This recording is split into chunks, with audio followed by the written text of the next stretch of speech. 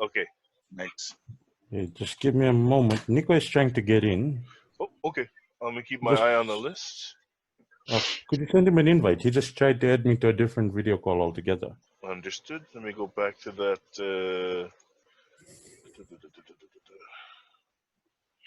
You know, this is the first time I'm actually using Zoom. Our colleagues in our organization, they told us not to, because apparently there was this huge conference, and while it was on, there was like 200 people across different regions, and while it was on, there could be moaning sounds and.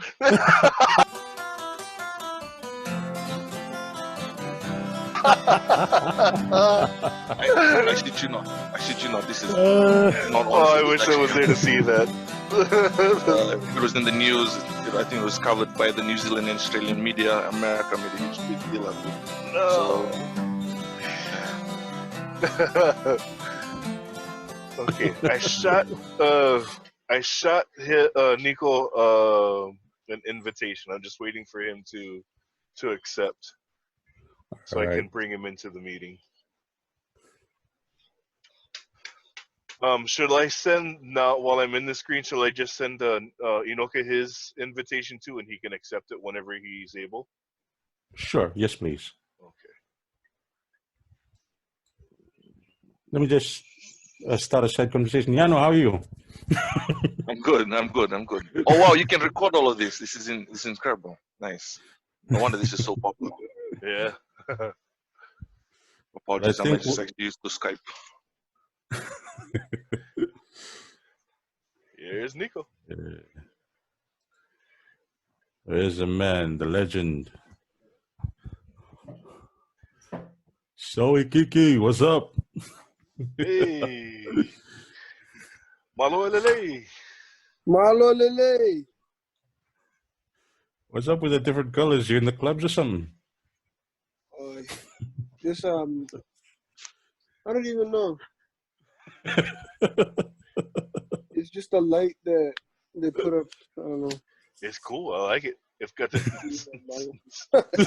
feel to it. Let's hope not to hear any moaning sounds or anything afterwards, though. Oh.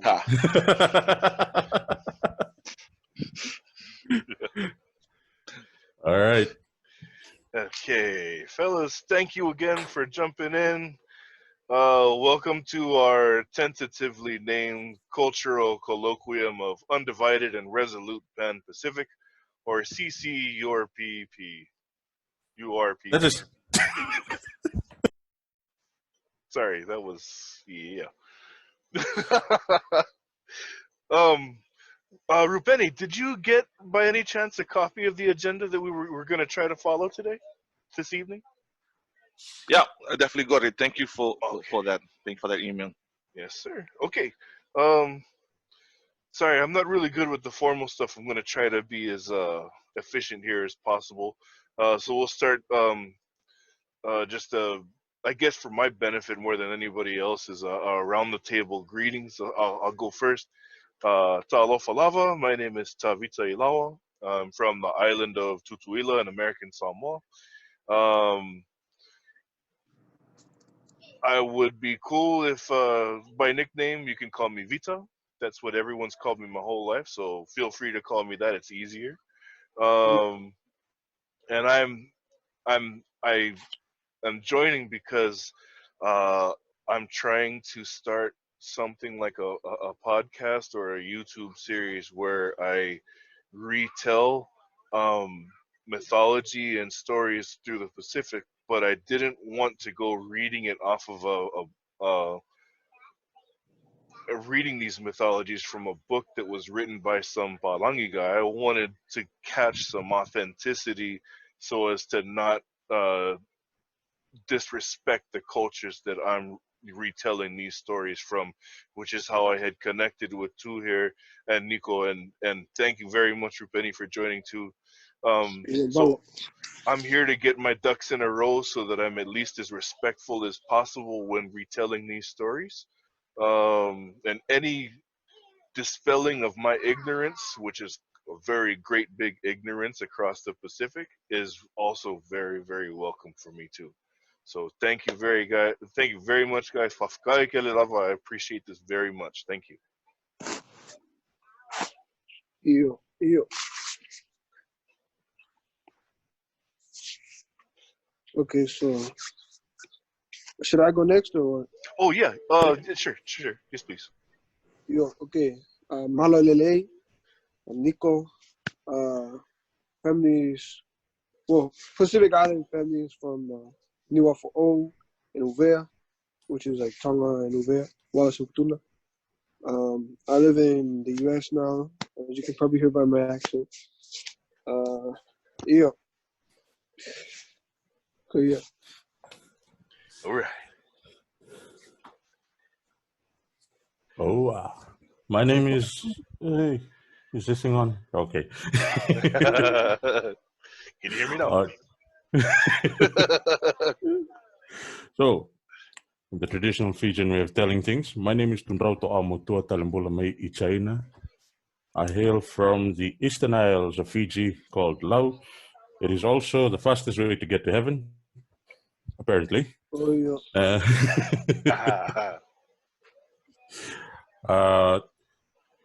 So if you would like to call me by anything, you can call me by Tu. Okay. I've always been known as Tu and such. Hey, Nico, was that your kid?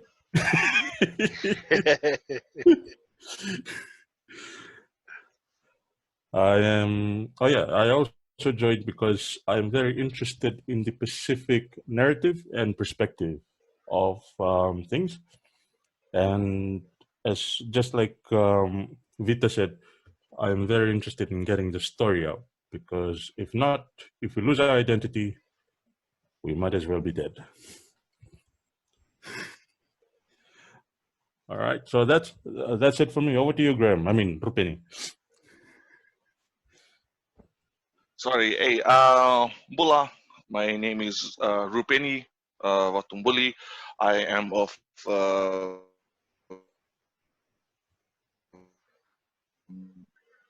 I'm Fijian. Of course, you can call me. I actually have another brother. His name is Valu. So Vala and Valu. One is named Battle, nickname Battle. The other one is nicknamed War. So that's it for me. Mostly the aim from my side is basic knowledge of each person's each Pacific Island nation's history. Um, and not only for my benefit, of course. I also work for ICRC, the International Committee of the Red Cross, and also work with the comms officers from Tonga, Samoa, Cook Islands. Actually, I work with 12, so it's quite a handful. But the reason why I really want to be part of this, because I find that history is a great common ground when you're talking to different nationalities. So yes, as much as I'll be sharing, I'll be pulling a lot of information from you guys also too. So yeah, thank you so much for setting this up, and thank you so much for having me also. Naka. Yeah. Malo. Malo. Thank you guys. So the last time we had met was uh, very informal. So informal that I forgot to take any kind of note taking at all, which is something I'd like to avoid that if possible. I'm gonna let the recording do its thing this time around, and then I'm gonna type it up after. I'll share those notes when I've got that. But the general question that I wanted to ask you is, do you have any way that you would like for us to proceed with this so that it's a little more articulated to what we want out of this? Want to make sure that we're meeting everything that we're all gathering for, and not neglecting anybody's needs out of this conversation.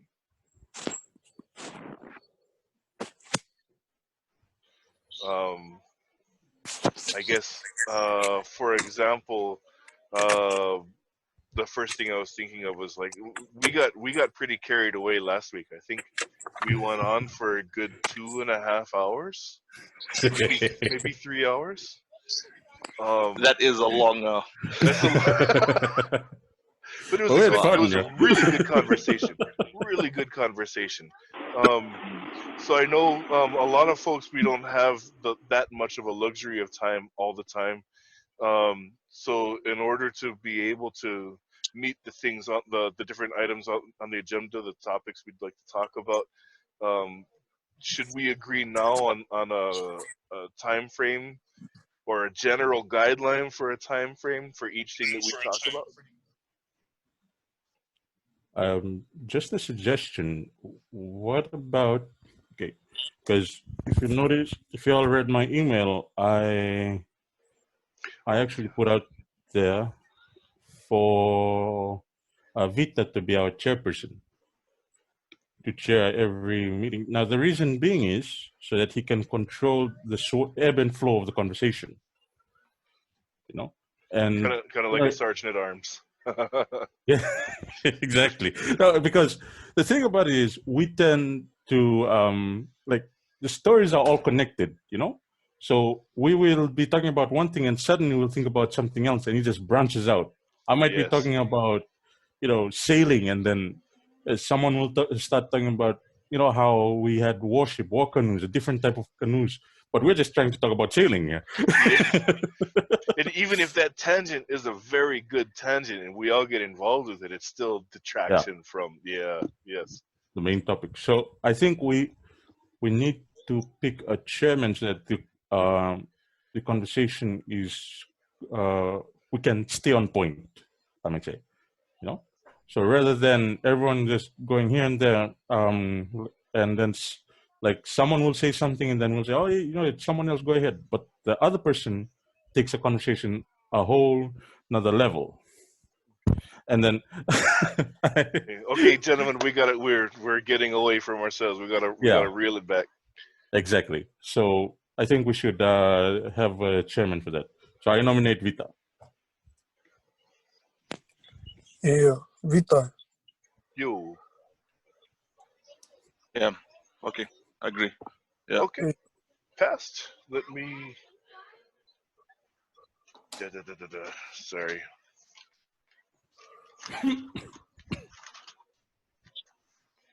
All right.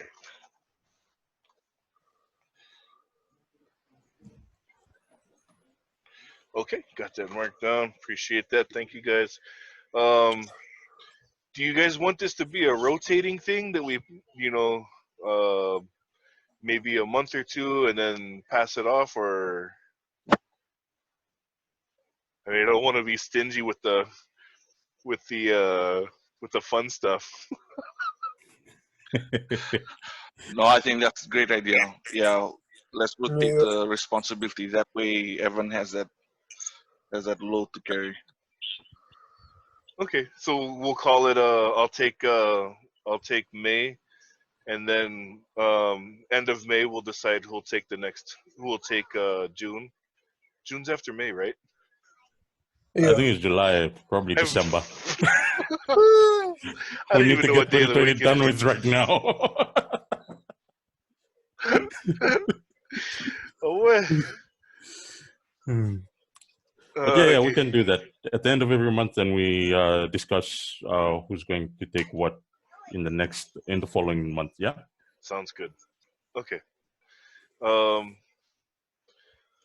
and then so that was perfect. That's the perfect example of what I was thinking. Like, if anybody had any applicable feedback, to thank you for that suggestion. Anything that keeps us um, efficient uh, is welcome at the table. Um, I don't want to sound like a third grade teacher or anything, but no dumb ideas here. Anything that comes to mind is a welcome thing to be said among us. Hello. Yeah. Uh, just another idea, like Sir?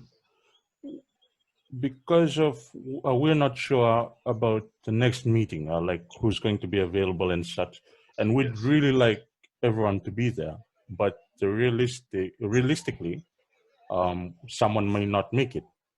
So rather than have a fixed time and day, can we, at the end of every meeting, like the closing agenda, be that the day and time a day and time, and this will be confirmed, let's say 48 hours before the set day and time we discussed. That sounds good. I'm with that. I'll second that. Nico, what do you think? Yeah, I agree. Yeah, because that way we're able to like get as many of us together, yeah, Yeah, yeah. Yep. and not clash with each other's timetable. Determined at end of meeting. All right. Okay. Cool. Okay. Thank you, gentlemen. I think that's all I had as far as the boring stuff, and we can push on to the actual topics of discussion, the good stuff. Why we're here. The first item that I had written down was two suggestion, which was cultural practices of names, and then I just to toss that in, I just added a contrast and comparison contrast across the Pacifics and see what comes up as far as similarities or whatnot. But I think too that you had mentioned this as an idea. One you'd seen that we were talking about. There's an old practice of Samoans where they would actually name their children some pretty horrible names, just to spite anyone that they're feuding with. So, Hey. I mean, I grew up in Samoa, and everyone I was around that heard that was like, "Damn." That's I mean, the names, or because it's, name is very important in oh, Pacific context. Yeah. absolutely. Excuse me. But yeah, the issue about regarding names and how we name things are usually for practical reasons. For instance, yesterday, I think, was it Nico or was it last week, that I was discussing how our titles, like Tui, are Yes. the the Fijian word for Tui means actually to string together, like a string of fish or such, right? So Tui is also, it also means that with that string, someone will be leading and dragging the string of whatever behind. So therefore, that's why we have Tui for chiefs who are supposed to lead from the front. So, but then we take that from titles to names, and then we expect whatever name we put to a person or whatever name we give a person to bear fruit somehow.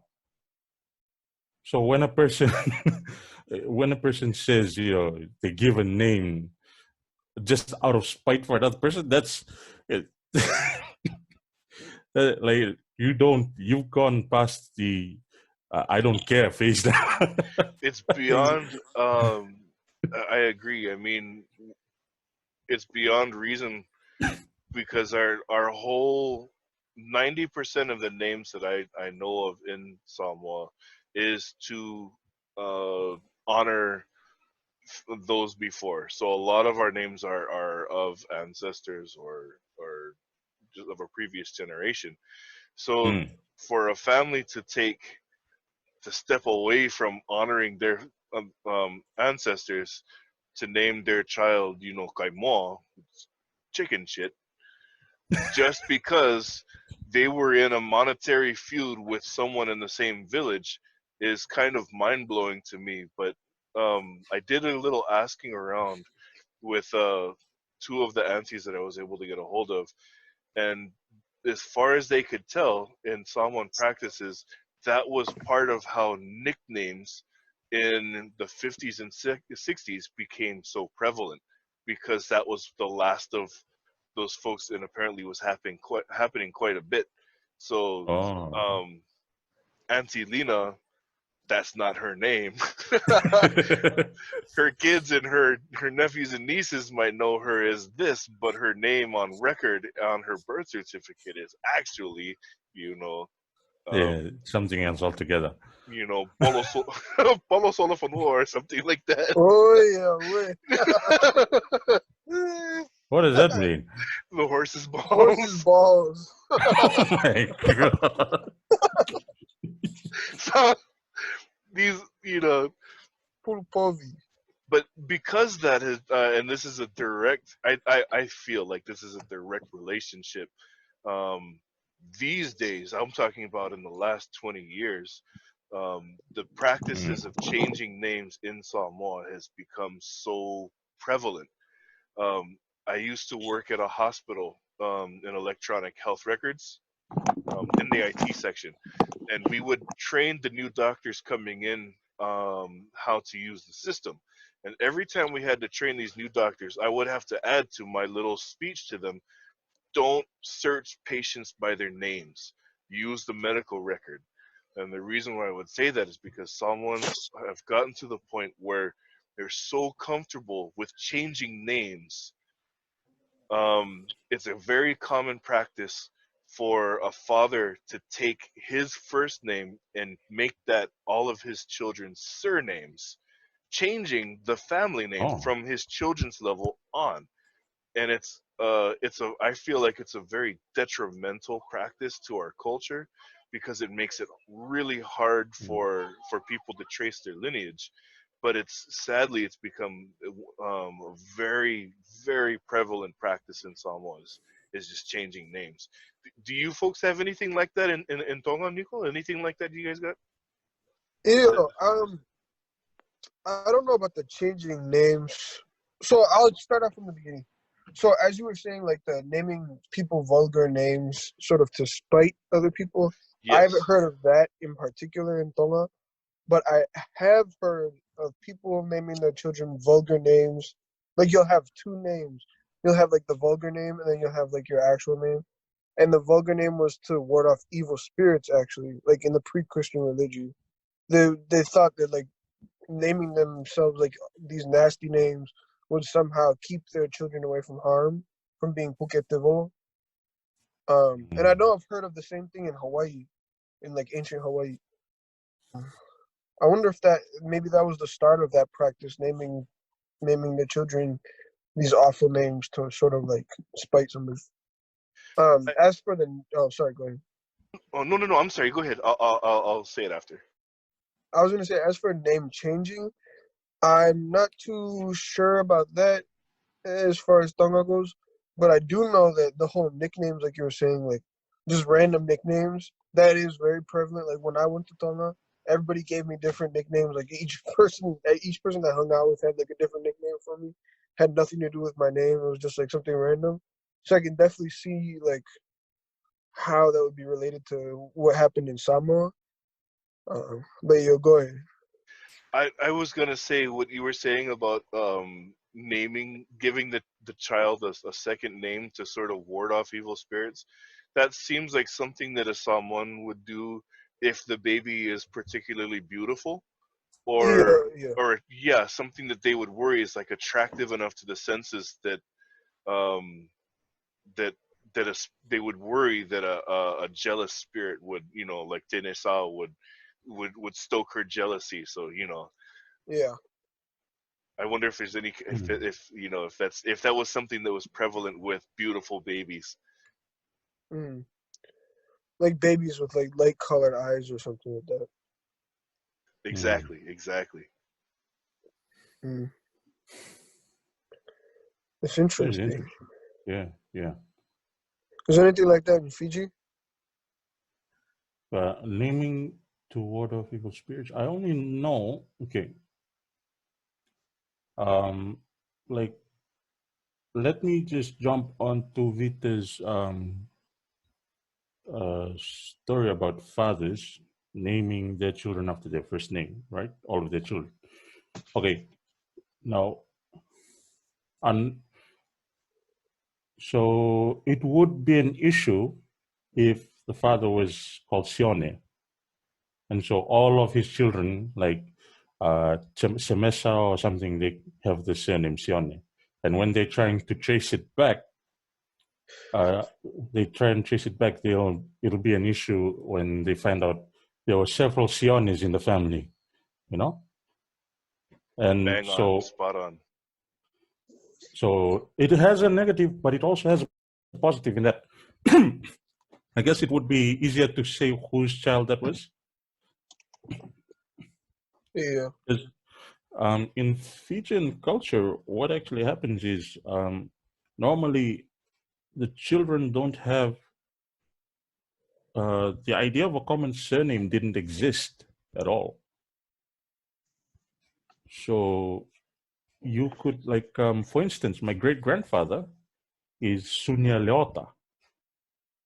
His nickname was Vula, but his son is Sunya Vula Talimbula Maichaina.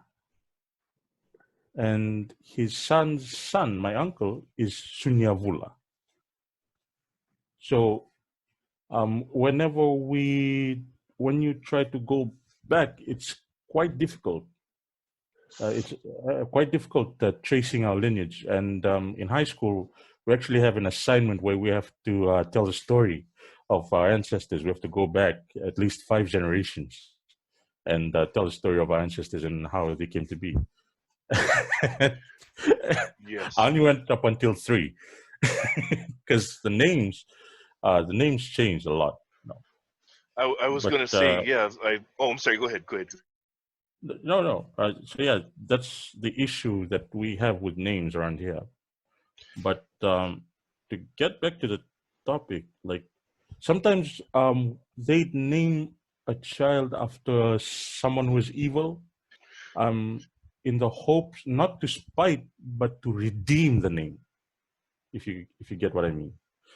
That's a very noble thing right there. You know, I can appreciate that. Yeah. So like they'll say so. There's this cousin of mine who is named after a man who was a savage. He was known as the last cannibal in the family. So he had that name. Yeah. And he had that name, and we used to tease him about it. But one day and he wanted to change it when he turned 21. But then one day his dad spoke to him and said the reason why he gave him that name is so that, when people look back, they can they can define that even though the ancestor was bad, the child was good. That's awesome. That's what I'm talking about. So and so he's saying, okay, so it's not the name, it's the person. Yeah, it's all about the person themselves and what they do with the name that matters. Yeah. Rupeni, do you have any examples of that in your family that you know of, or just someone that you know of with that example?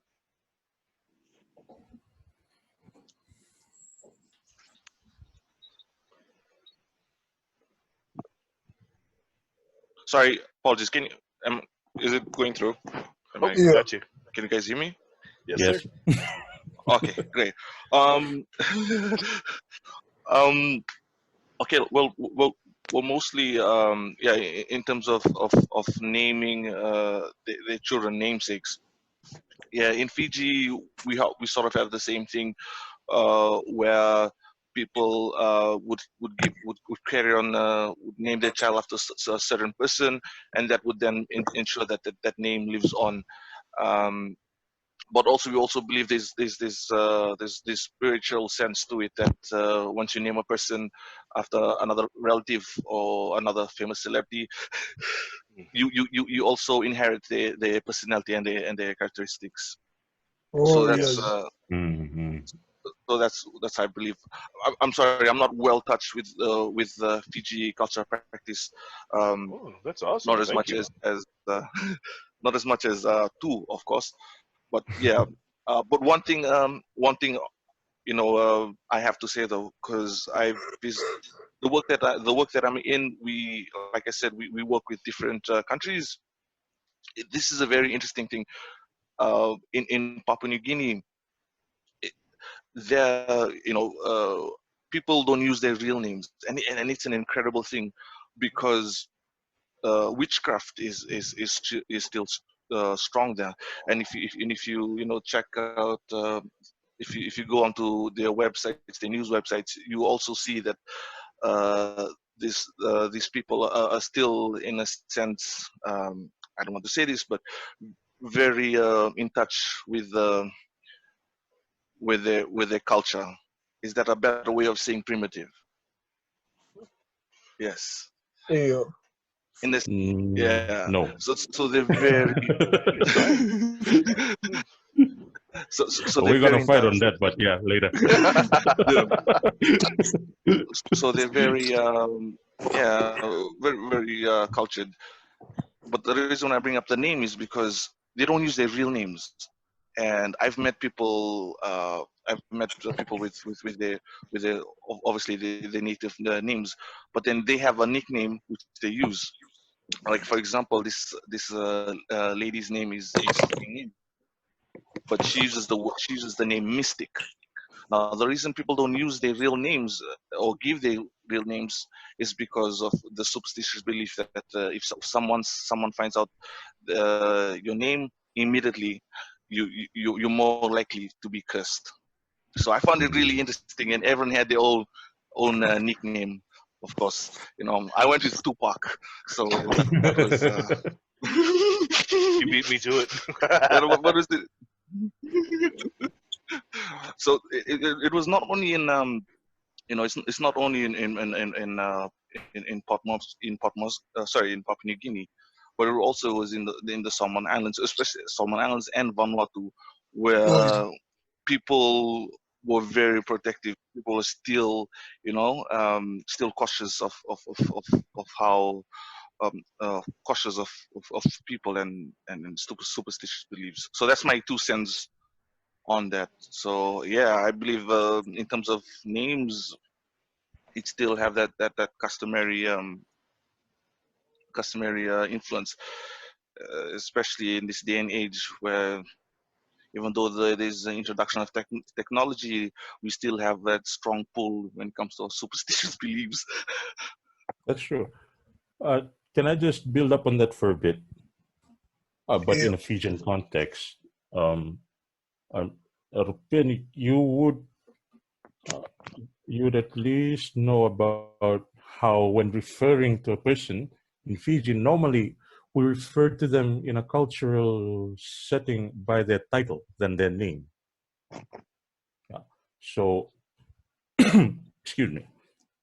There's and I think when two chiefs meet each other in the old days, they wouldn't give their name at all. Their name was never said outside the bounds of their house, and it's actually rude in Fijian culture to shout out someone's name.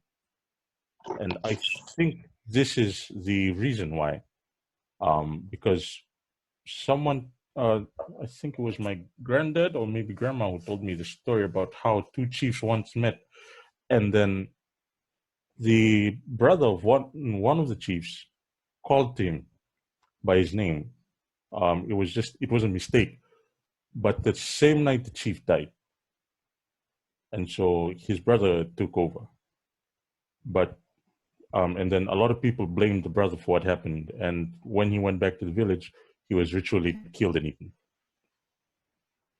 That sounds. But I so yeah, mean, we're very much similar. Even though I'm not sure if it's a superstitious practice that we hold on to just because it's something that we'd heard, but definitely we refrain as often as possible from calling each other's names out, because that is like a giving up of power or of defense against um, bad things.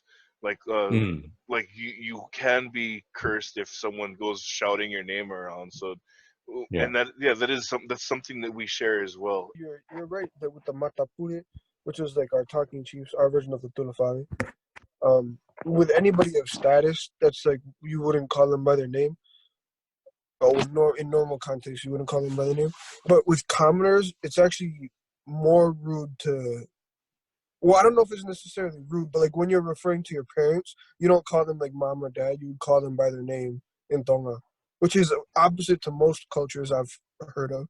Like you'll say like Mm. if your dad's name is Shione, you would say Shione instead of saying like Tamai or whatever. Um, so it's interesting. And like you would like we have a word for sir like Tangata Eiki, but you would call the person by their name before you call them sir. Like you only call them sir if you don't know their name. So Mm. Yeah, same with us. We wouldn't call our parents Tina or Tama. That's actually kind of reserved for our grandparents, the people mm, that are our parents' parents.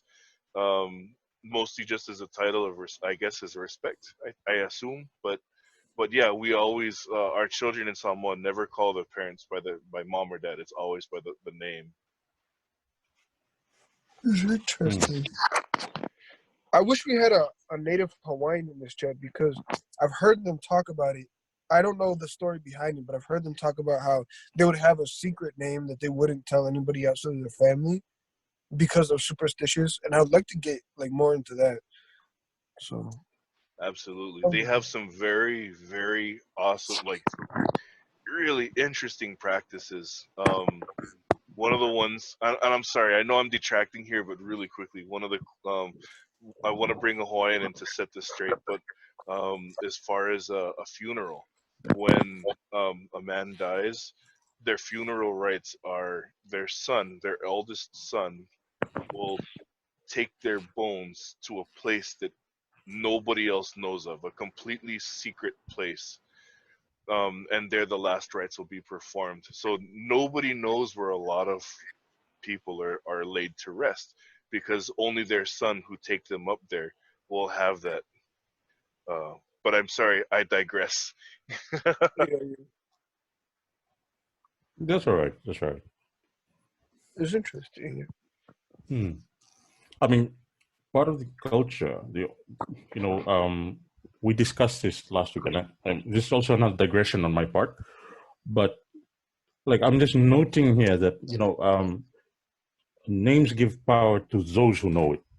No, so like the telling someone your name or gives them um gives them, how do I say it, um gives them the right maybe or the power to uh or it's like giving them a piece of your mana, you know.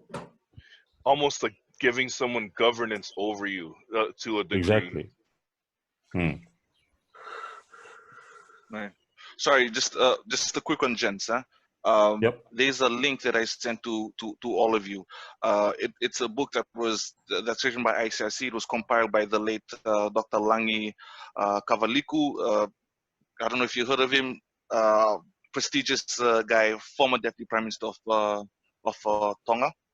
Hmm. So when you guys were talking about chiefs, it's interesting because he gives his input in all of this also, not just on the Tongan perspective, but generally all Pacific island nations. So if you guys do have Ah, time, have a read. It's amazing. So yeah, sorry, that's just my part. thank you. Awesome, thank you. Just Yeah, Definitely opening Malo. gonna read to. this.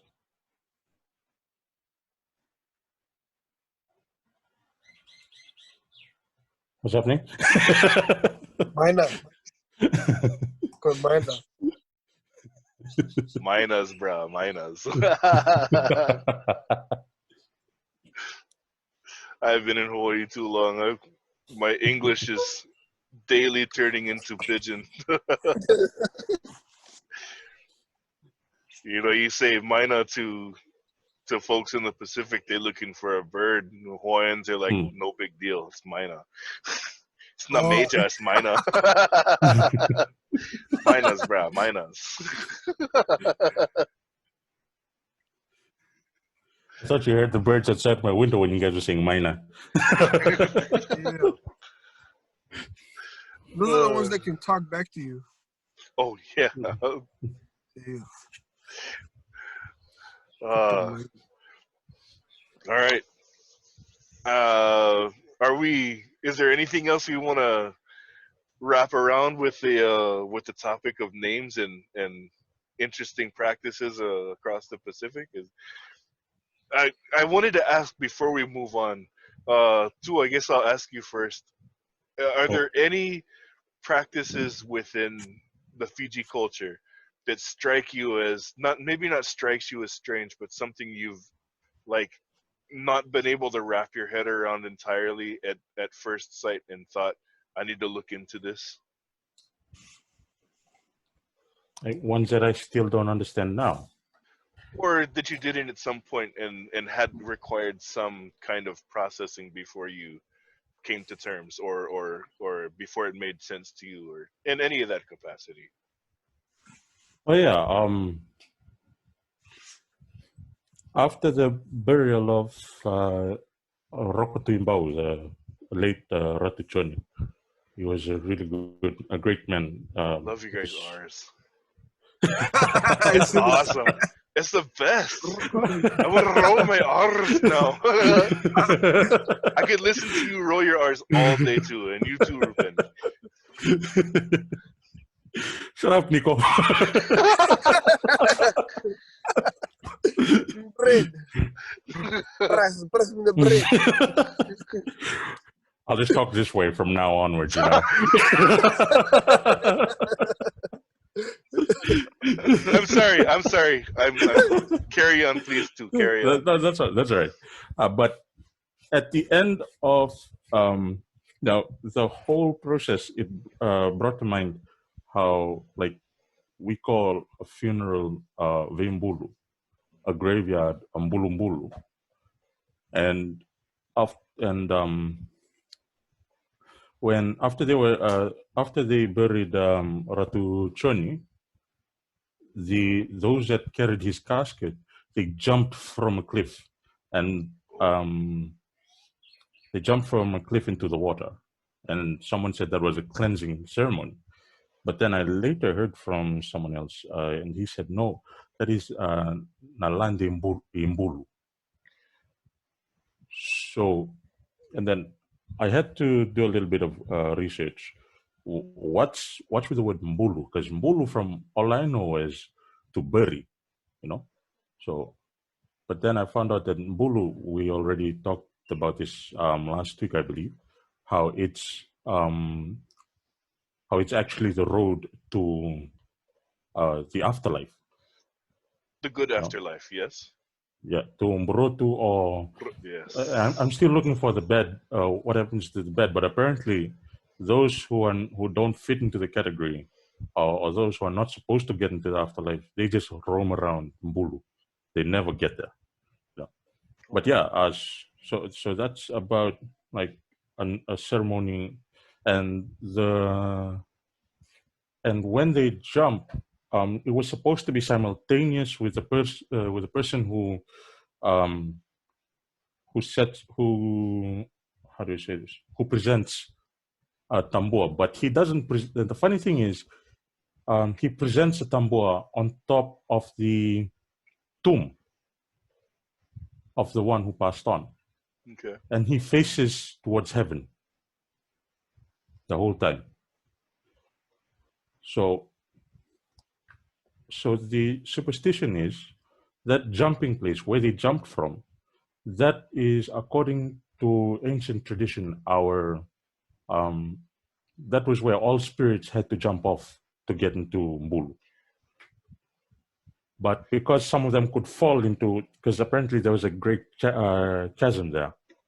So because they could fall, what would happen is those who carried the casket had to jump in order to provide them with a bridge. Ah, because of the Yeah. chasm, there had to be a Yeah. launching over it. Exactly. That's those interesting. So those who jump, they jump so that he can. So the chief in this case could actually step on them over to the next side. Yeah. That is cool. That is cool.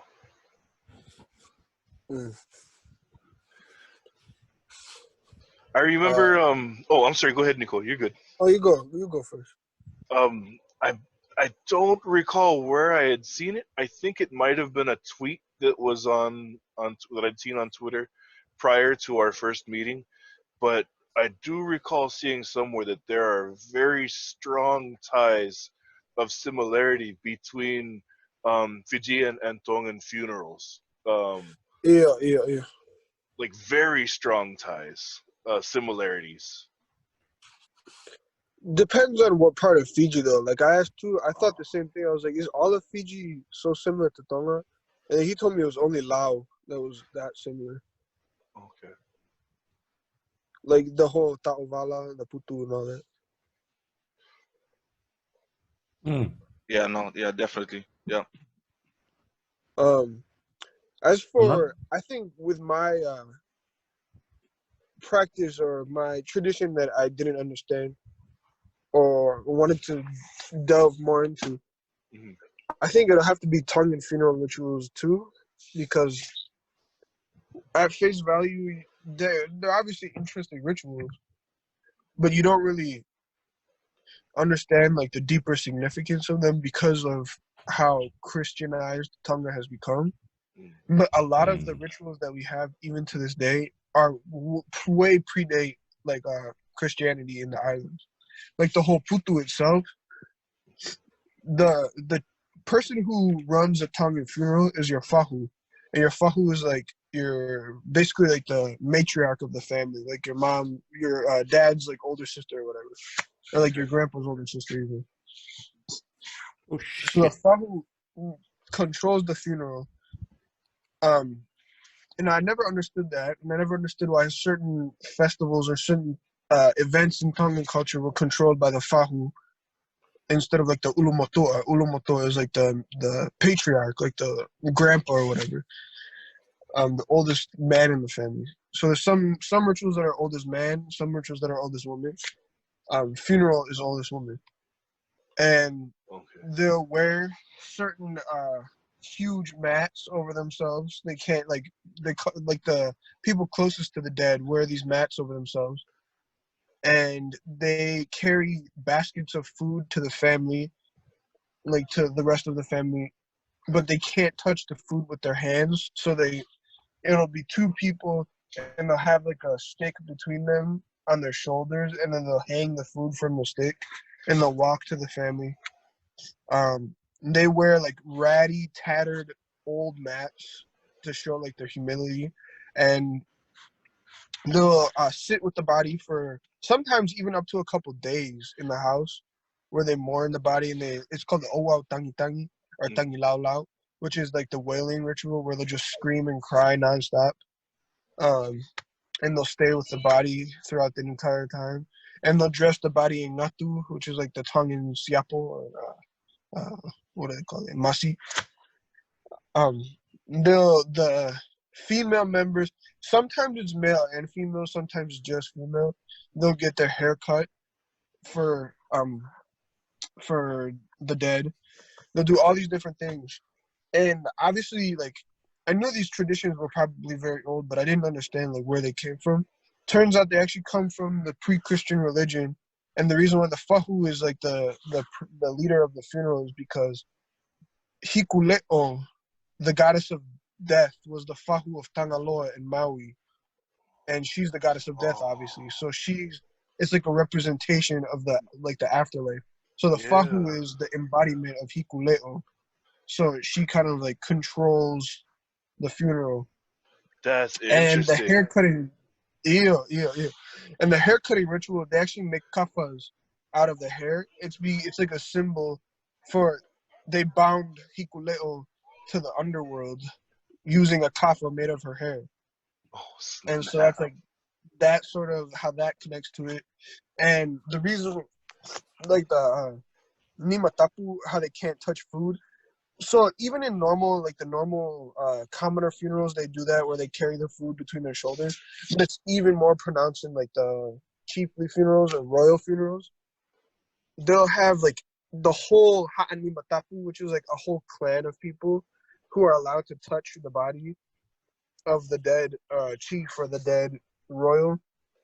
Nobody else is allowed to touch it. And nowadays, these people they sit outside of the tomb for at least a month, sometimes up to 2 months, and they'll sit out there rain or shine, and they can't touch anything. They can't do anything other than go to the bathroom. They have to be fed by like special people, special tufunga that come and feed them. They can't like. It's basically like their hands are unclean because they've just touched like a dead royalty or whatever. Not unclean, but their hands are sacred. Like They can't Nimatapu literally touch means normal sacred things. hands. Yeah. Yeah. And so they'll sit outside the tomb, and they'll literally sit on the ground outside the tomb. And when they have to use the bathroom, somebody has to replace them, and it's usually their oldest son.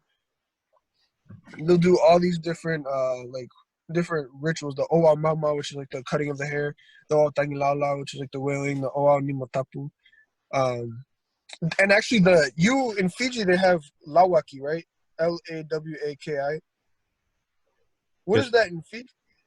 Because in Tonga, Cunning. Lawaki is the head of the funeral ritual for a royal is Lawaki. He's like the chief of the people who do like the royal funerals. Oh. He actually rides on top of when they're carrying the dead body of the royal, like the pokola. They'll have it on the platform and they'll carry it, and he rides on top of the platform with the dead body as everybody else carries it, and he's like supposed to be the keeper of the royal soul, I guess. Surprisingly, we don't have that in Lao, but we have that in. I know in Nanji they have that. Nandi. Like, yeah. I went to school with.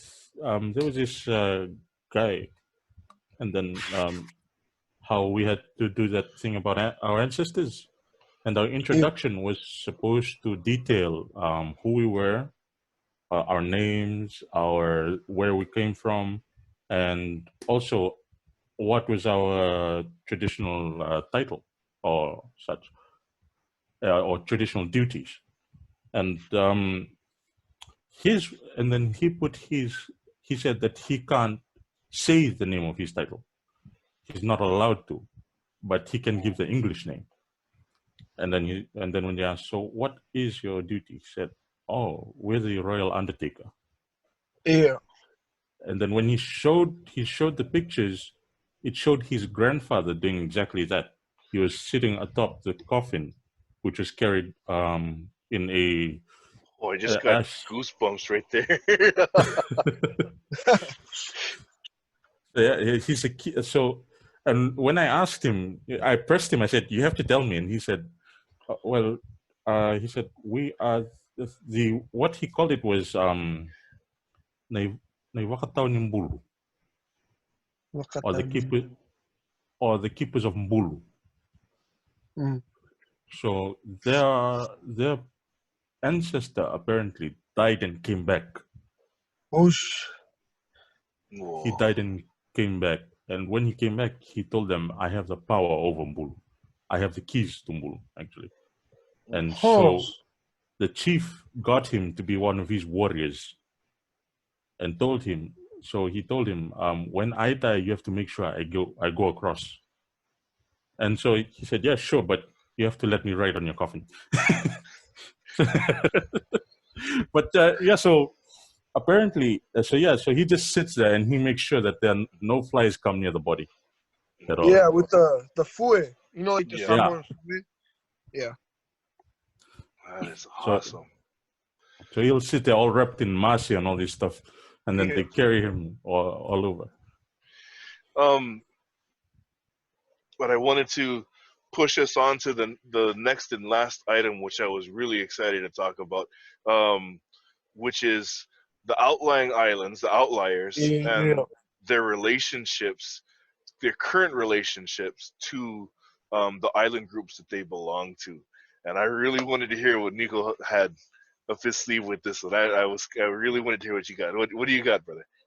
Okay, so I'll start off with two of my favorites, which is Anuta and Tikopia. So first of all, I want to say there's also islands in Fiji, Yanuda and Jikombia, right? Or Dikombia. Dikombia. Dikombia and Yanuda. So that's an interesting thing that it's a Polynesian island in Melanesia named after Fijian islands. So right off the bat, it's like, where are these people coming from? So I actually got very curious into Tikopia and Anuta. And so I found a couple books on Tikopia and Anuta. One of them was an online book, so I can send it to you guys. Oh, yes, It's please. about the oral traditions of Anuta and Tikopia, mostly Anuta, that one. And it tells about like how the islands were first settled. And they say like the first settlers was a family from Uvea and a family from Tonga. And they came to Anuta and they intermarried, and that's what created Anuta at first. Um, the other book was mainly about the tattooing of Tikopia, but it also had a lot of background information in like the first couple chapters, and it talked about how Tikopia and Anuta weren't actually just settled by one wave, but it was actually like several different waves. There was a wave from Tonga, there was a wave from Uvea, there was a wave from Samoa, there was a wave from Tokelau, there was a wave from Rotuma. Like all these different influences come together. And you think these two tiny islands in the middle of nowhere, Solomon Islands, why are they such like a hub for like all these migrations? And honestly, I didn't. The book doesn't give an answer to that, but I would very much like to delve more into that. Like, why were these? Because it's not just Anuta and Tikopia, but there's Sikayana and Luaniwa and Taku and all these other islands that were hubs basically for no reason that I can see for all this Pacific trade. Are they central to two different larger island groups? Maybe like a stopping point. It's because I have no idea where they even lie geographically. It's just off the top of my head. That's what I would think is there'd be like a common stopping point, a waypoint between two destinations. I'm just So having a look on my end. yeah, I'm just going through Google Maps. Tikopia, right? yeah, Tikopia, Tikopia. yeah, Okay. So it's a group that you're talking about. Tikopia is just one island, One island, yeah. I'll look up one very small Sikayana. island. Sikayana Oh, is in Solomon Islands. But There Tikopia are is also Vanuatu. Tikopia is Solomon Islands, I think. Santa Cruz, Chinton, towards east. oh yeah, look at that. Mm, Sikayana is way out there. Only Faora is next to it. Yeah. okay, So Kapingamarangi and Nukuoro, those are the two Polynesian outlier islands that are actually in Micronesia. So Kapingamarangi and Nukuoro have like Micronesian influences from Palau and Yap and all that. And then you Yes. have Sikayana, Luaniwa, Taku, Taumako, Tikopia, Anuta, Mungawa, Mungiki, which are Renel and Bologna. And you have West Futuna and West Uvea, Aniwa, Efate, Emai, Melefila. I'm trying to think of all the other ones. All those are in Melanesia. And most of them, surprisingly, have almost no influences from Melanesia. They're like purely Polynesian. And you'd think like, how is something like that possible? Some of them are pretty mixed, like Taku. Taku is actually a really interesting example. Taku used to be pure Polynesian, but then in the early 1900s, there was the same epidemic that hit Samoa and Tonga and Fiji that killed so many people. Ended up coming to Taku, this tiny like island in the middle of nowhere, because people were actually getting on their canoes when they still had like the vaka, and they were Yes. coming to trying to go to the outliers to escape the virus, but they had the Wow. virus. They didn't know they had the virus, and they would get there and they made them sick. And everybody but 12 people on the entire island died. And those 12 oh, people somehow like perpetuated the culture. And then from what I read, people from Melanesia actually started migrating to the island, but the culture is still Polynesian, even though the people are genetically more Melanesian. And they're the last Polynesian culture to this day that still practices the traditional religion, and that's Taku. Wow. where's Unfortunately, though, their island is almost completely sunken now, and they've been evacuated to Papua New Guinea. Damn. So if you wanted to actually find some of those That people, is fucking incredible, man. yeah. That is awesome. They live in Bougainville, I most need of to them. get that link. They have, oh, if you actually look it up on Vimeo, they have some like documentaries on their culture. They show like their funeral ritual. They show them carving a canoe. They show them weaving mats. They show them doing a seance and talking to spirits. It's actually very interesting. Wow. Taku. Nice. And that's just one of the outliers. Like all the outliers fascinate me so much because they're basically like what Polynesia was 100 years ago. And that's why I want to go visit them and see what they're like. Because even in the ones that have converted to Christianity, like Tikope and Anuta, they were only converted to Christianity like in the 1950s. So there's still people alive who knew the old religion.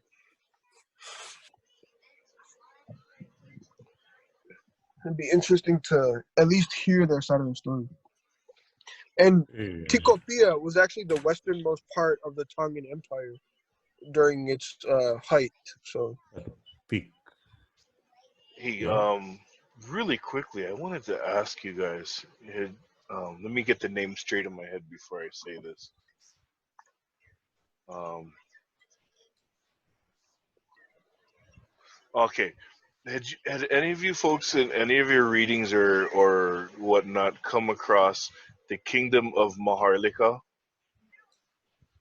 Maharlika, Yes, I have not. Let me look it up. it's Not a at all. claim from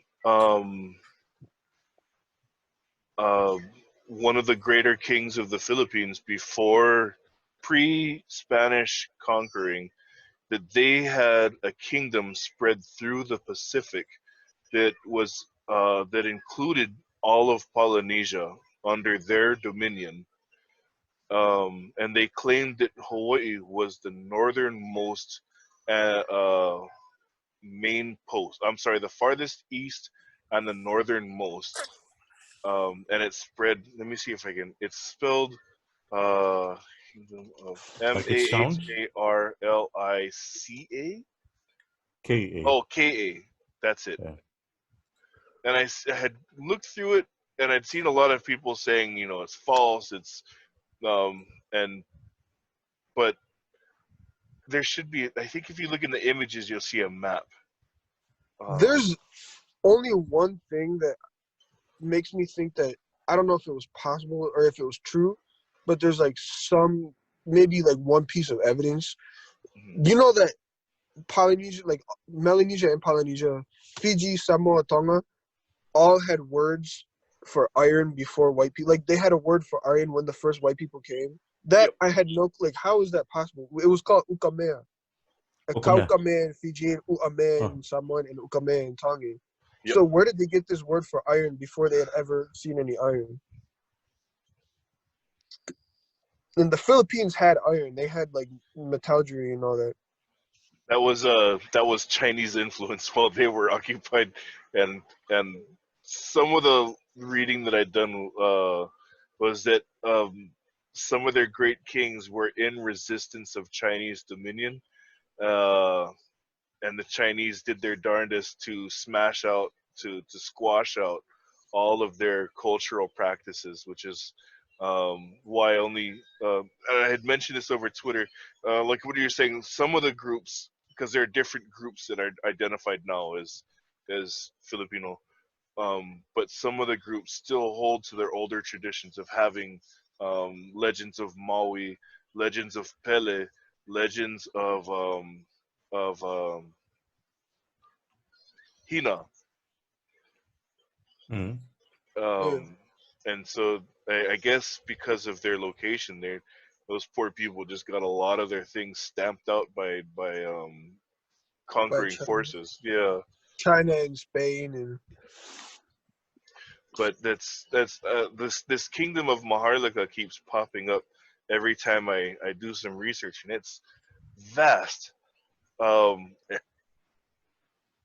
it's interesting.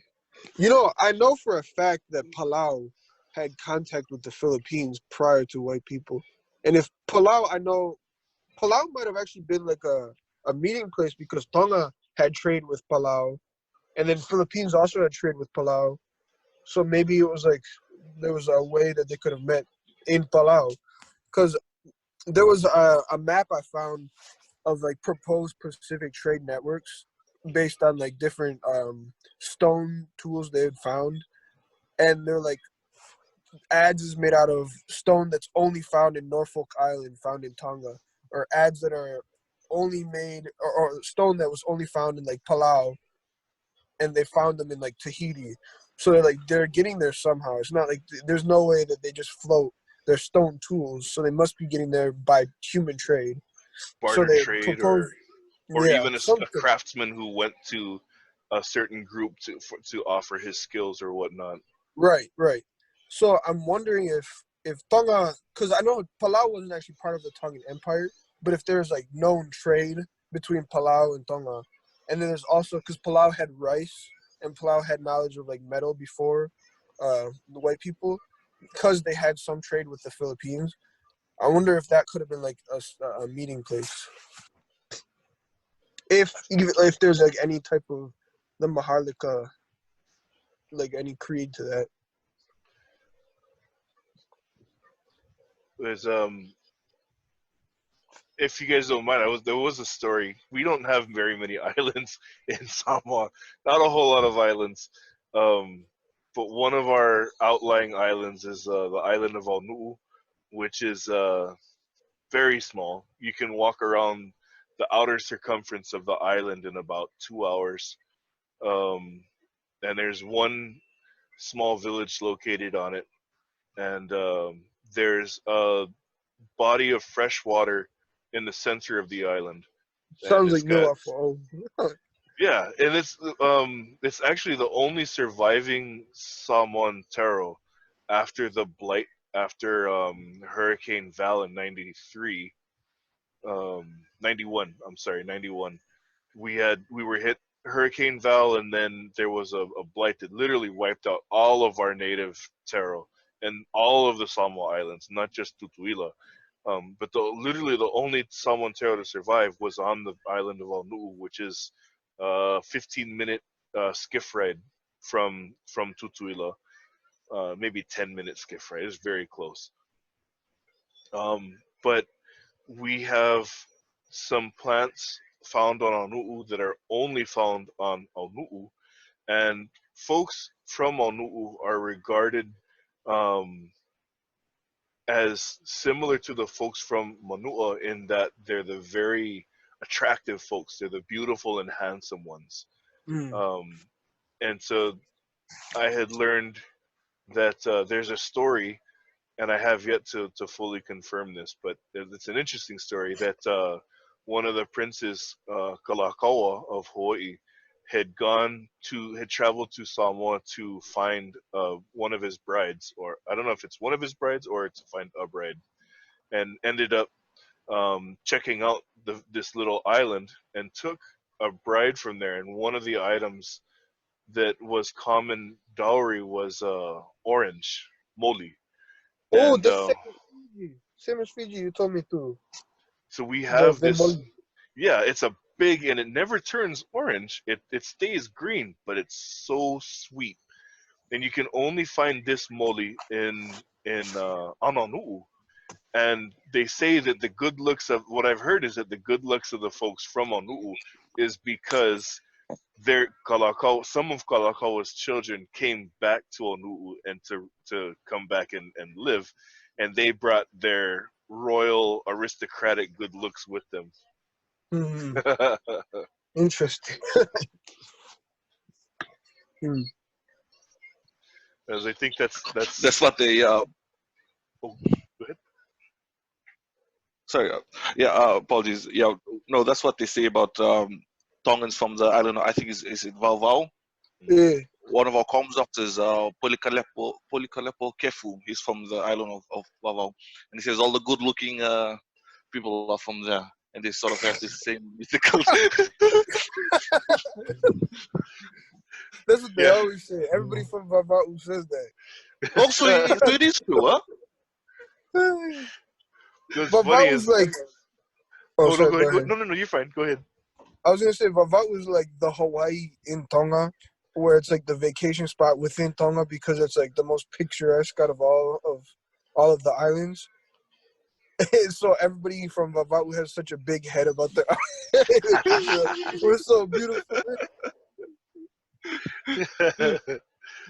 We have in Samoa, across Samoa, it's at least when I was a kid, it was widely regarded that the beautiful Samoans come from Manua. And that's, I just remember it's like, oh, I remember hearing aunties and uncles like, oh, Okose Aulele, very handsome, very pretty, and oh, I say, oh, from Manua, that's why. That's why. Yeah.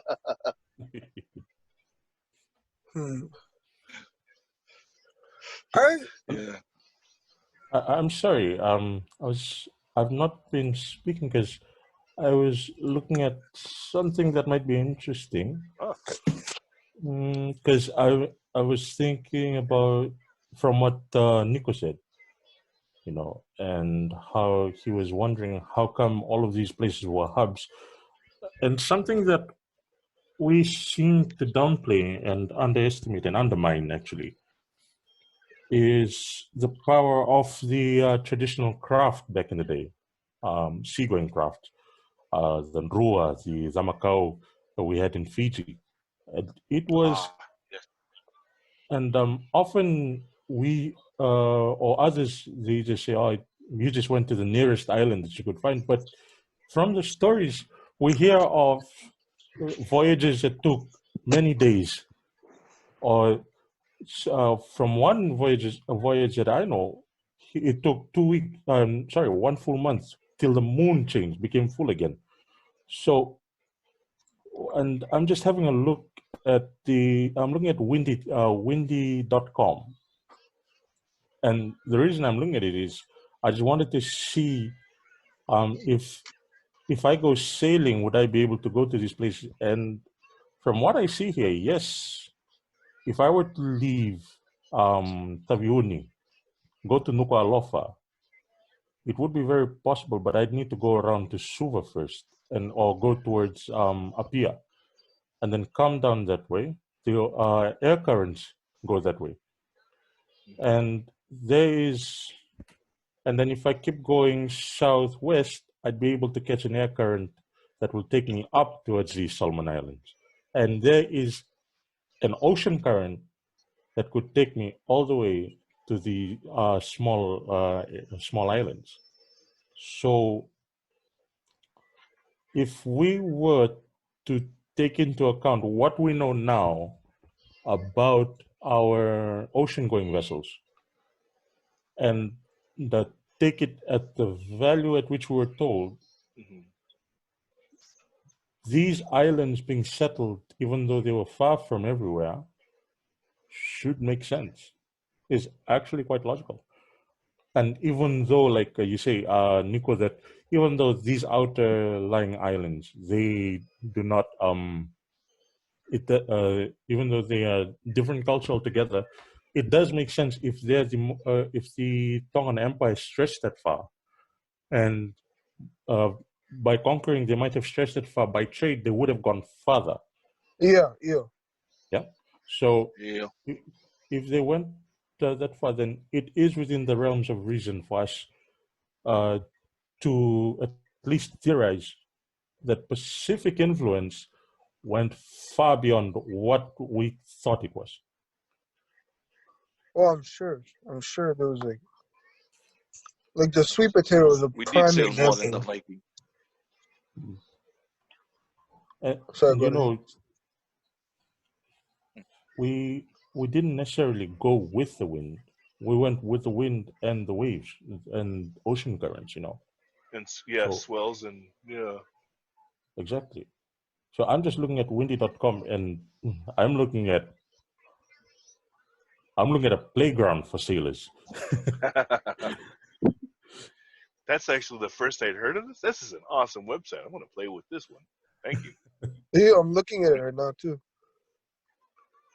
Or whatever, there's a cyclone or something in Fiji, we just go to this website. I wonder if there's I wonder if there's a wavy.com for the swells version. Oh, there's if you go onto this website, you can actually see swells. It's one of the options for you to Oh, show. okay. Yeah. So like right there we are. Oh Oh yeah, yeah. yeah. Ho Yeah, ho! Look at that. You're so right. you It just literally is like a straight shot from Tonga all the way to the outlier islands. exactly. That's incredible. So maybe those hubs, and it was a common thing. Like if you were sailing for so long, you're gonna want to rest somewhere. Yeah. So why not these outlying areas? Because if you went to an island that was inhabited, you'd have to take gifts. You'd have to do something for those people. Yes. Yeah. But if you go to these little islands where there was no one, you just go and just rest as long as you want, and then continue on your journey. Or if they're your own people, especially, then they would have to Exactly. give you gifts, if anything. But if they were like family, you don't really have to take as many gifts as they would be a different tribe altogether. Right. Yes. Also, they would speak your own language too. Exactly. So if we're saying looking at what if it's not wave upon wave of people, but rather journey upon journeys. Yeah. Uh, yeah. So rather, because to say wave upon wave would mean that okay, there was a huge migration of people from here to here, and just on the way they decided to leave all these people here. But rather than say that, maybe some of them came around and said, "This looks like a good place to start a settlement." So they Right. went back and meaningfully brought people to settle there. Oh yeah. That was actually in the thing I sent you. They say that they came to Anuta and Tikopia, and then they actually went back and then came back with more people. Because they wanted to come back with the more families or whatever to come settle, and they brought the Exactly. sacred turmeric, the ango, with them, and that's why they paint their bodies with turmeric even to this day, because that was one of the things that survived over the voyage. Ango. Wow. It's Ango. a song of us. Lama for us. I'm sorry, not lama. Lenga. Uh-huh. Lenga. Uh, we've got Sango is help me out here, Rupeni. Sango is we have Zangolaya for turmeric. Yeah. Yeah. Zangolaya is turmeric. Yeah. But Sango is like a cousin of the Zangolaya. Yes. We Is don't it use it like for food, it's with medicine. Tewila? Yeah. Speaking of I can't believe long-term. people confuse that shit with ginger, man. Yeah, yeah.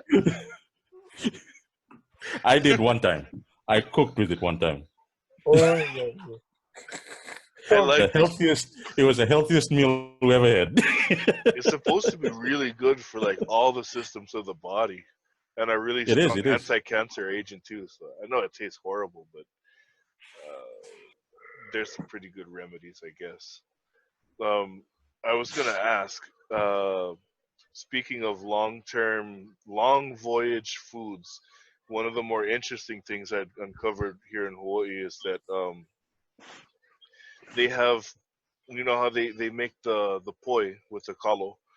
In its first form after the pounding, it's called pa'iai before anything is added to it. And in this form as pa'iai can actually last indefinitely. It does not go bad. It turns sour, but it's never at any point inedible. Um, and as proof of this, I'd seen a chef on the island of Kauai who keeps several kaloloi, the plantations, and she has a bowl, a little Tupperware bowl with the old school sunburst design lid that you pop on and off, and inside this bowl she has pa'iai that she has kept. She takes and she adds to, and that pa'iai is originally dated back uh, 27 years. She's had this bowl of mashed kalo, and she says once she adds to it, it takes a couple of days for the bacteria and the cultures in the surrounding bits to get into the new, but it lasts forever.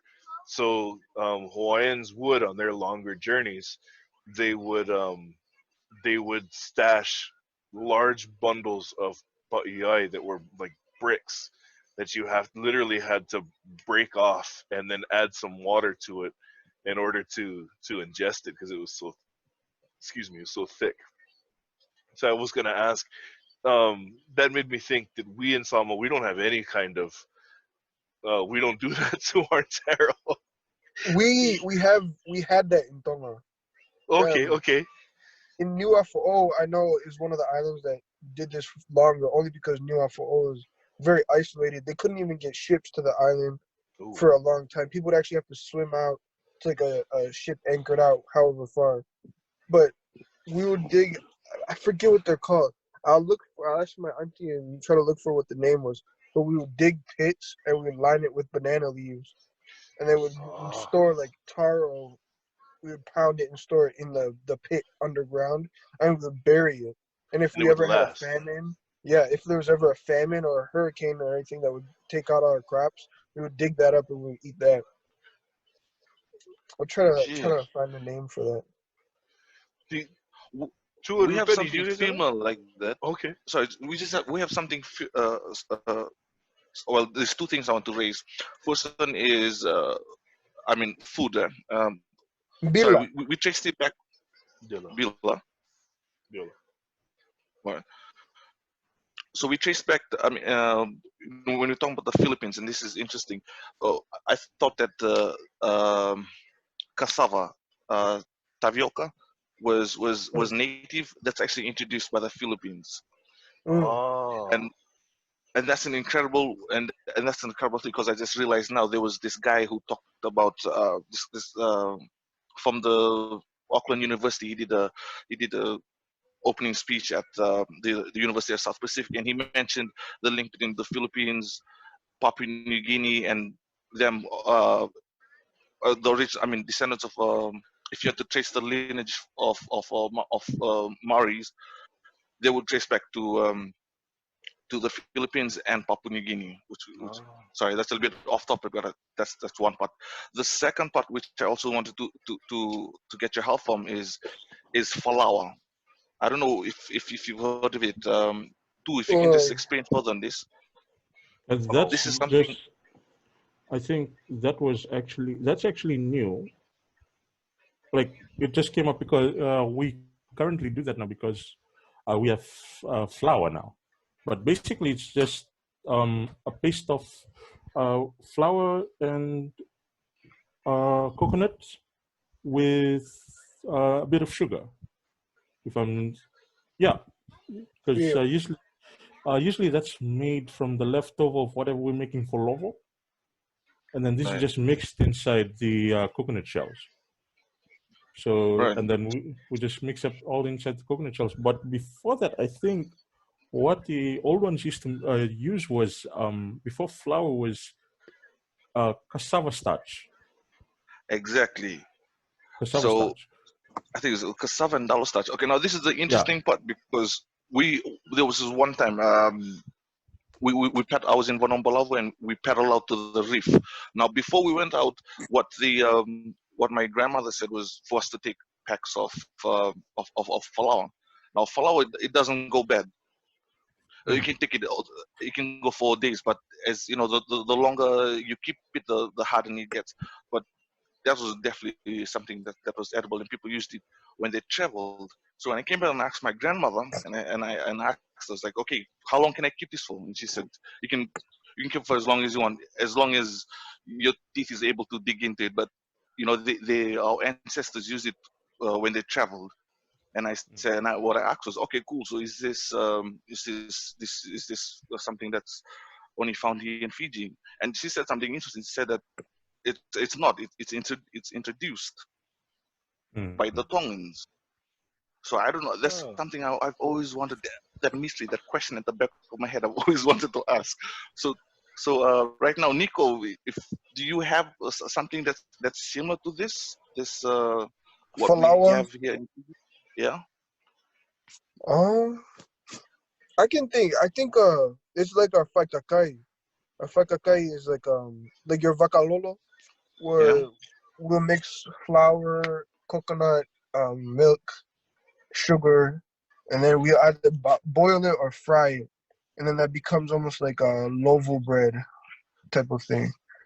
Um, we also have before we had flour, we would do it with any type of starch. Like we would do it with hopa, which is plantains. We would do it with talo, which is your nalo. Manioke, which is the cassava. Breadfruit, ulu, may. We would do it with what else? Have you arrowroot, Pia? I don't know if you guys have an arrowroot. yeah, We grate those and mix it with the coconut cream, and then we bake it in the lovo, or what we call umu, until it becomes like what Vita was saying, like a brick almost. And then you can boil that again, or not boil that, but like cook it again in the lolo, and it comes soft like a dumpling almost, and it's more edible that way. yeah, Uh, yeah, I think when I first made bacololo, it was with my grandfather, you know, and and he was correcting my grammar because I was calling the whole thing bacololo, and he said no. Before you add the lolo, it's called ngalu. It's called ngalu, and it's just basically cassava starch mixed with um, bananas, ripe mm, bananas, and when you mix them together, was there anything else you mixed with it? No, it was just those two, and then you mix it together until it becomes a thick paste. Um, but it should retain the this brownish color. Yeah. So Yeah. you yeah, put them, and then you can put them in lovo. You can, and then you put them in lovo. And he told me, interestingly, he said you wrap it in these leaves, and when it's done, and then you make the lolo, which is just basically coconut milk with sugar, Yeah. melted sugar. That is melted sugar. So after you make it, and then you put it together, and then you wrap them in leaves. I'm trying to figure out what leaves you used, but he said that those leaves keep them fresh. However, if you didn't, the ngalu were used by the ancestors for the same reason. As they got harder, they just got harder, but they never went bad. Mm. That's awesome. Yeah. mm, yeah, So, I so yes, We use the breadfruit leaves and we use banana leaves. So we lay breadfruit first, and then we'll put the stuff inside of the breadfruit leaves, and then we'll wrap those leaves in banana leaves, and then we'll tie it up. I think we used breadfruit leaves to send it out to our family. Yeah. I think we used for our version of that, which is the cassava and the yeah, we used tea leaf was the first wrap. Oh, tea leaves, yes, yes. We'd use tea leaf, and then the outer wrap would be banana leaf, um, and then most likely a tamu or something that would be the outermost wrap. Mm. Well, mm, the funny thing is, um, Lord of the Rings, Lord of the Rings, Yeah. the lambus bread. Mm.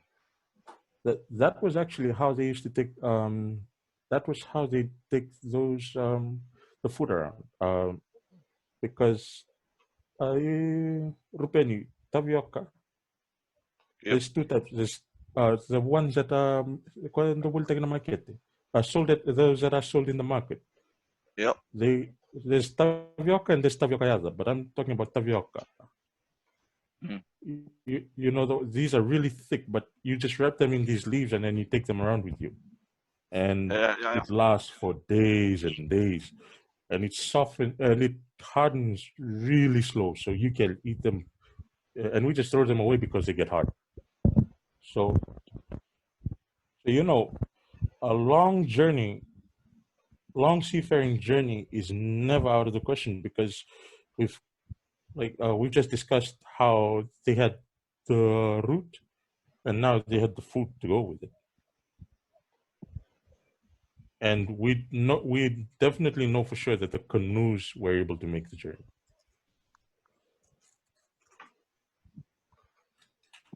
Mm.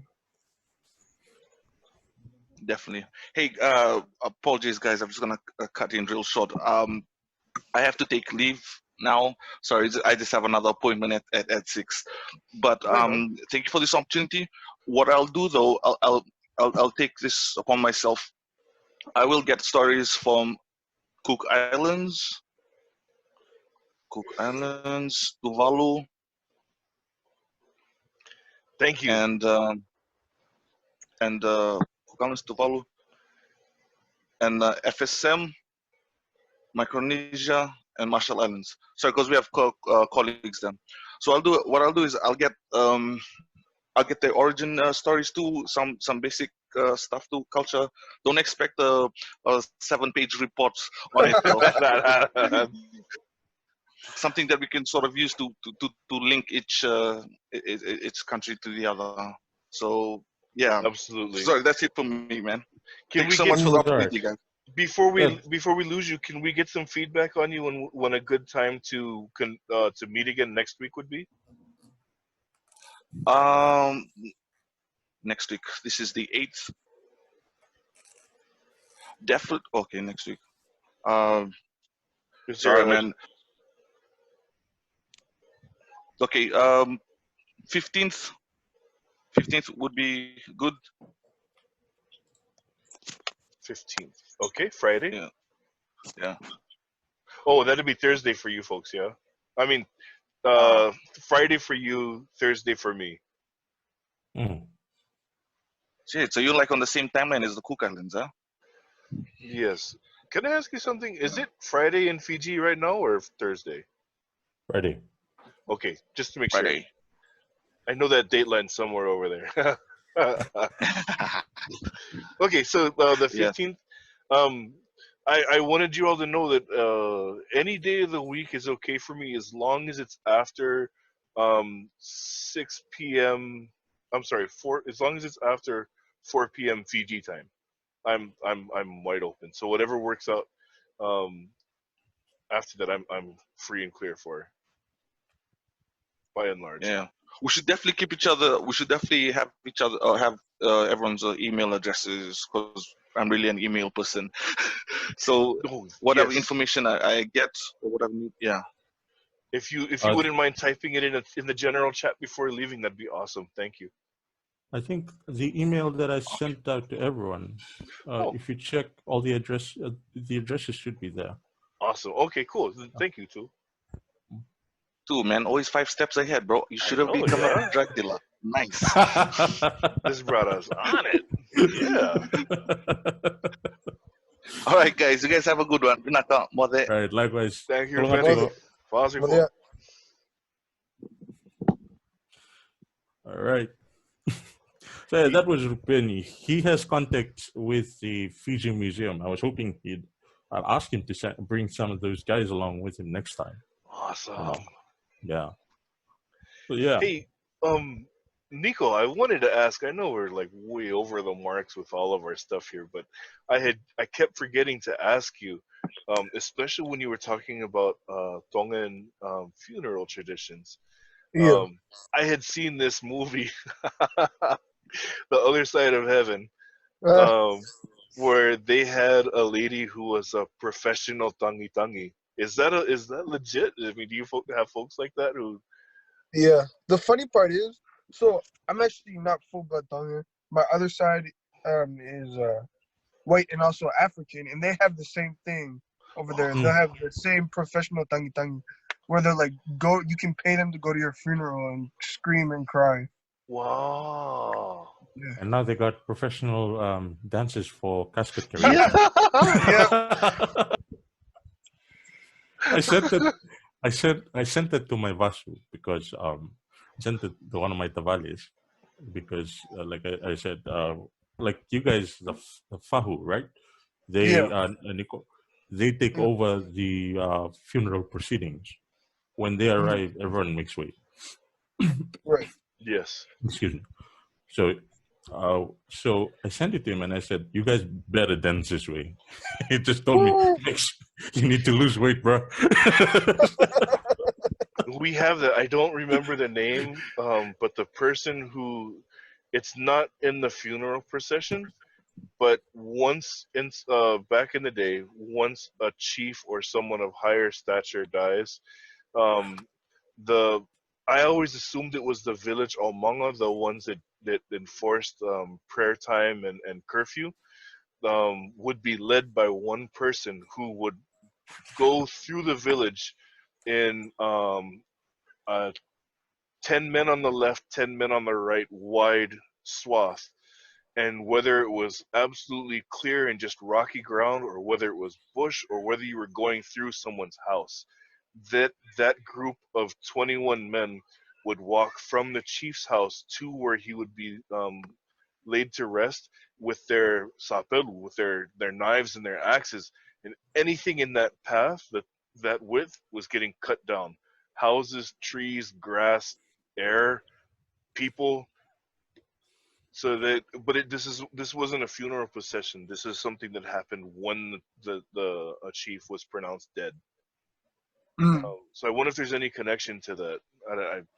It feels like a long shot, but In Tonga, I know when the royal dies, like when somebody important dies, even when the prime minister who wasn't of royal blood died, and I don't know if it was everybody in the whole like island of Tonga Tapu, but tons and tons of people lined the entire road down to Malaikula from where he was, and they would sit on the side of the road for like the procession, and they would line the road with the ngatu, which was like the siapo again. mhm. Um, and it used to be Tongan funerals used to be a lot more gruesome. I know Tu can attest to this. It was a lot like Fiji, but Tongan chiefs, when like a chief would die, they would have Do you to have to use the strangle bathroom? and kill. Knock on the door. I'm sorry about that. My daughter's doing the That's dance all That's right okay. next to me. right. Knock on the door. Say it loud. Knock on the door. There you go. Say it loud. Do your dance. Are you okay? Knock again. Keep knocking. Knock loud. It's probably one of her brothers. These boys, man. They would if it was like a chief or like a higher royal, they would have to strangle the wife if she wasn't higher status than him. And then anybody who touched the body, like all the Nimatapu that now sit beside the royal tomb, they would Mhm. all get buried with the king. And just like, I don't know if in Fiji it was the same, how they would have to lead him to Mbunu, or they would be his warriors to fight like the demons in the afterlife. I don't know if that was the Yeah. same thing, The but they would three the also three get, challenges. yeah, they would get strangled and buried with him so they could be with him in the afterlife. Because Matapule in Right. Langi. Right on. Okay. Fellas, this has been an awesome, awesome, awesome another second. I consider this a great success, second meetup. And thank you so much for all of this. I unfortunately I'm gonna duck out if you guys I'm afraid that if I leave because I'm hosting, it's gonna cut the whole meeting short. No, you can just leave. Oh, I can just Then leave the okay. yeah, because it should give you the option to end the Okay. meeting or so. I think what I'll But do yeah, then is, so I'm gonna boom and boom. All and right, now I'm the host. you're the host. Thank you, fellas. Thank you again. Fafkaya, Fafkai Kelelava. I really, really Ew, appreciate this. I will pass. Let me transcribe the notes. I'll kick them over to you by email. And if you want a copy of this recording, I'll put it up or something. All right. But again, this is awesome. Again, I'm flexible. I'm more or less flexible for time. Um, so whatever works out best between you two brethren, just let me know, and I'll do my best to be there.